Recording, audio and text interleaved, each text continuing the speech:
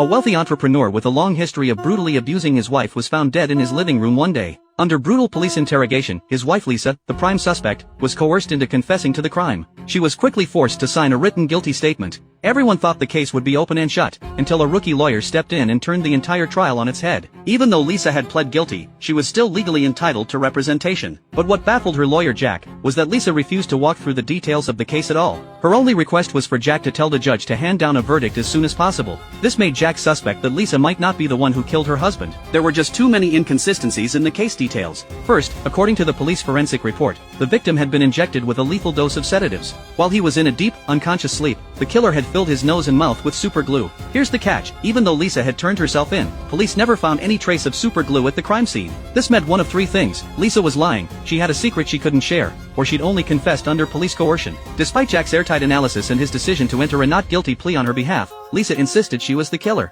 She told Jack to simply relay her confession to the court, then stood up and walked away without a second glance. Jack's sharp instincts only confirmed his belief that there was far more to this murder than met the eye. Refusing to give up, he resolved to uncover the truth. It wasn't long before he found more evidence to back up his theory. From police records, he learned that Lisa's husband was a prominent business tycoon, with a multi-billion-dollar fortune and multiple life insurance policies taken out before his death. On paper, Lisa had a clear motive, but police had also found a diary outlining a murder plot, complete with exact dosages of sedatives. It seemed designed to make it look like Lisa had been planning to kill her abusive husband for a long time. Yet she'd shown no interest in claiming her husband's fortune, a clear sign there was another reason behind her confession. Just as Jack was stumped by this contradiction, his assistant brought him an anonymous package. Inside was a Bible, with a bookmark tucked into one page, and a single verse highlighted in thick marker. Jack immediately suspected someone was secretly helping Lisa. Jack rushed straight to the detention center to ask Lisa if she knew who'd sent the package. He was convinced the highlighted verse was a message from someone, urging her not to give up on her life. Jack begged Lisa to place her hand on the Bible and tell him the full, unvarnished truth about the murder.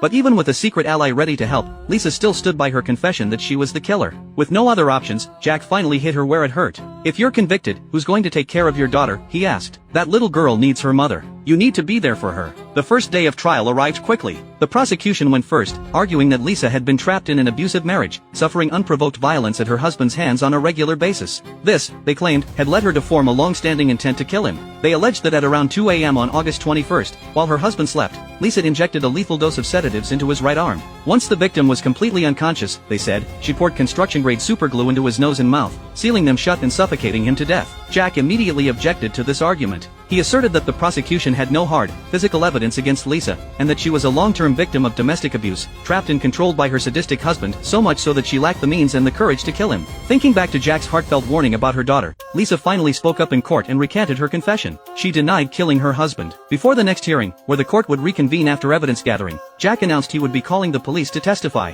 He had reasonable grounds to suspect that Lisa's confession had been obtained under coercive, high-pressure interrogation tactics, and that the full process of her questioning must be examined to determine if it had violated the defendant's free will. And in the interest of fairness, the judge approved Jack's request to question the police about the interrogation.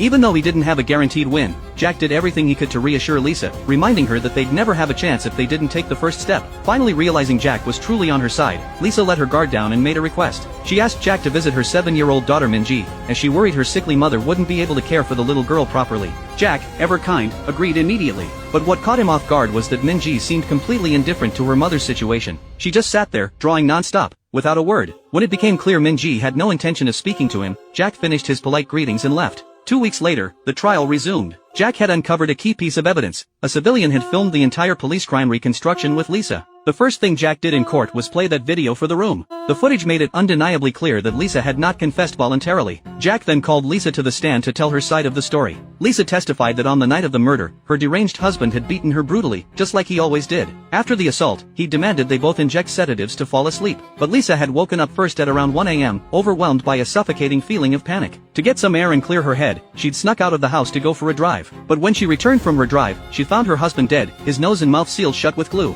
Lisa was convinced the killer had snuck into the house while she was gone, and brutally murdered her husband without a trace. She had no idea who the killer might be. The only thing she knew for certain was that her husband had been injecting sedatives regularly in the lead-up to his death, with the dosages increasing over time. The prosecution then cross-examined Lisa, asking if she'd injected her husband with more sedatives after she'd woken up. They argued that their investigation had found no signs of forced entry into the house, meaning the victim couldn't have injected himself. Jack immediately objected. He argued that the prosecution's claim was pure speculation in the police report, with no solid factual evidence to back it up. Based on his client Lisa's testimony, he asserted that a third party had definitely entered the house, committed the murder, and framed Lisa for the crime. As the prosecution and defense clashed back and forth, the judge made it clear the trial would not reach a swift conclusion, and adjourned the court to a later date. Meanwhile, the prosecution's legal team reviewed security camera footage and made a discovery. After Lisa had woken up in the middle of the night, she'd spent time at Riverside Park. They theorized that she'd gone there to meet the killer. To verify this theory, police tracked down an eyewitness. The third day of trial soon arrived, and the witness was called to the stand.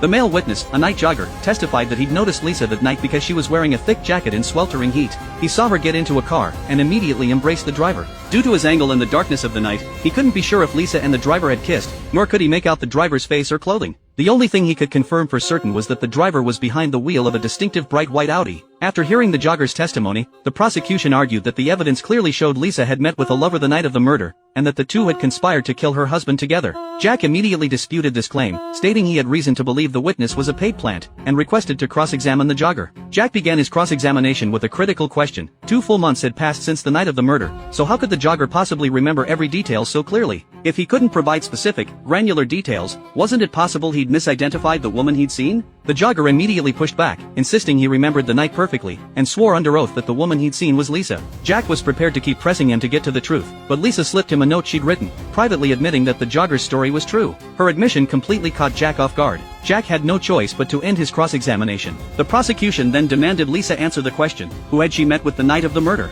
But Lisa refused to say a word, or reveal the person's identity. With that, the third day of trial came to an abrupt end. One day, Lisa's daughter Minji suddenly collapsed. Jack rushed to the hospital as soon as he heard the news. The little girl told him she was still terrified, because she just had a nightmare that her father was beating her mother again. She made Jack promise he'd help her mom win the case, then drifted back off to sleep, exhausted. That's when Jack noticed a name on a bag on the bedside cabinet, the name of the mystery person helping Lisa. To get to the bottom of it, Jack immediately followed the address to a bookstore. Inside, he saw multiple photos of Lisa pinned to the wall. He asked the bookstore owner what was going on, and the owner told him the full story without hesitation. One night, he'd seen Lisa walking alone down the street, looking completely broken and distraught, and he'd instantly realized she was a victim of domestic abuse. Hoping to help her find her feet again, he'd invited her to join the bookstore's book club. When Jack learned the Bible sent to him had come from this very bookstore, everything clicked into place. He raced back to the detention center to confront Lisa. To get her to reveal the whole truth, he warned her that he'd learned the prosecution planned to call her daughter to testify at the final trial. They believed the little girl, who was home that night, must have witnessed something. Lisa was overcome with terror at the news. She could not bear the thought of her 7-year-old daughter being put through the trauma of aggressive questioning in court. As Lisa's resolve began to crumble, Jack told her he'd just come from the bookstore, and that he knew someone was secretly helping her. He begged her to come clean. Was the man she'd met that night the bookstore owner? Was he the real killer? And if so, why was he hiding? But even with no other way out, Lisa still refused to tell the truth. She even told Jack she was terminating his representation, and would plead guilty. It was the only way she could protect the people she loved. Lisa's attitude broke Jack's heart. He had no choice but to accept her decision. But just when he thought everything was settled, as he was leaving, Jack spotted a bright white Audi parked right outside the detention center. Glancing inside, he saw a couple's necklace hanging from the rearview mirror, and instantly remembered the jogger's testimony. Could the owner of this car be the mystery person Lisa had met that night? To find out, Jack waited in his car until the driver appeared, then followed them all the way back to the bookstore. Jack was more certain than ever that he was closing in on the truth. When he walked inside and saw the driver's face, he finally understood why Lisa had been hiding the secret this whole time. The day of the final trial arrived. Before the prosecution could call Lisa's daughter to the stand, Jack announced he would be calling a surprise witness. No one in the courtroom could have guessed who it was. The key witness had been sitting in the courtroom the entire time. It was none other than the judge presiding over the case. A new judge took the bench, and the original judge, Unju, was called to the stand as a witness. Unju took the stand and testified without hesitation. She and Lisa were in a romantic relationship. It turned out Unju was also a member of the bookstore's book club. She and Lisa had grown close after bonding over their love for the same book, and soon became inseparable, talking about everything. Over time, Unju learned the full extent of Lisa's abusive home life. Driven by a deep sense of justice, Unju felt an overwhelming need to protect Lisa. For Lisa, who'd been traumatized by years of abuse, Unju became her safe haven.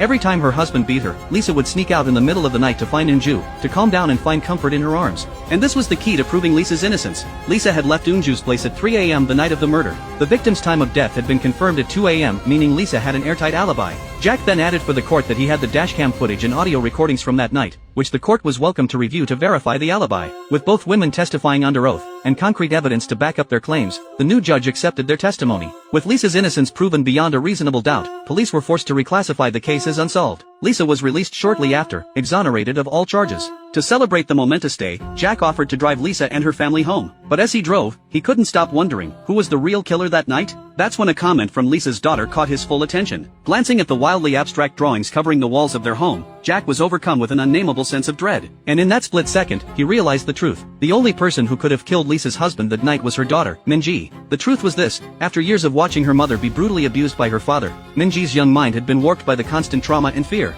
To get revenge for her mother, and to make the abuse stop forever, when she found her father asleep alone in the living room that night, she'd sealed his nose and mouth shut with super glue, killing the man who terrorized her family for years. And when Lisa had woken up that night, she had indeed injected her husband with an extra dose of sedatives, not to kill him, but to make sure he wouldn't wake up and notice she'd left the house to meet Eunju. After revealing the full, terrible truth to Jack, Lisa burned all of Minji's drawings. It was her way of telling Jack that she would protect her daughter, and build a new, safe life for them both. Jack made the choice not to pursue the truth any further. In the end, Jack went on to become a fully fledged prosecutor, and built a family of his own. Every time he looks back on Lisa's case, Jack is reminded of a hard truth he learned. For him, the most important thing in life is not just to uncover the facts, but to uphold justice. Even if it meant bending the rules of his profession sometimes, he came to believe that, in certain cases, this was the truest way to punish evil and protect the innocent.